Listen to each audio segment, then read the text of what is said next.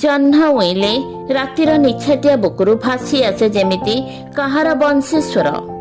ସେ କାନ ଡେରି ଶୁଣେ, କିଏ ବଜାଉଛି ଏମିତି ବଂଶୀ? ଏ କଣ ସେହି ମୋହନ ବଂଶୀ? ସେହି ଗୀତରେ ସେହି ସ୍ୱରରେ ହଜି ଯିବାକୁ ବାର ବାର ସେ କାହାର ଆହ୍ୱାନ। ମନ ଚଞ୍ଚଳ ହୋଇ ଉଠେ। ବୁକୁ ତଳେ କାହା ହାତର ସ୍ପର୍ଶ ତାକୁ ବ୍ୟସ୍ତ କରି ପକାଏ। କେହି ଜଣେ ହାତ ହଲେଇ ଡାକି କହେ, ଚାଲିଆ।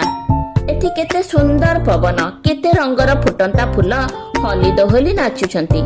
କେତେ ରଙ୍ଗର ପ୍ରଜାପତି ସବୁ ଚିତ୍ରିତ ଡେଣା ମେଲି ଉଡି ବୁଲୁଛନ୍ତି। ବେଳେ ବେଳେ ନିସ୍ତବ୍ଧତା ଭିତରେ ସେ ଅନୁଭବ କରେ ଅଦୂରର ଆକାଶରେ ଅନେକ ରଙ୍ଗର ବୈଭବ। ଅନନ୍ତ ନୀଳିମା ଭିତରୁ ଯେମିତି ଝଡ଼ି ପଡ଼େ ଆନ୍ତରିକତା ରାତିର ଶିଶିର ହୋଇ। ସେ ଧ୍ୟାନସ୍ଥ ଅବସ୍ଥାରେ ସମ୍ମୋହିତ ହୋଇ ଜୀବନର ପ୍ରାଚୁର୍ଯ୍ୟକୁ ଭୋଗ କରେ ଆଉ ନିଜର କରେ ସନ୍ଧ୍ୟା ଆଉ ସ୍ୱପ୍ନକୁ, ସଞ୍ଜ ଆଉ ସକାଳକୁ, ଫଗୁଣକୁ, ଫୁଲକୁ।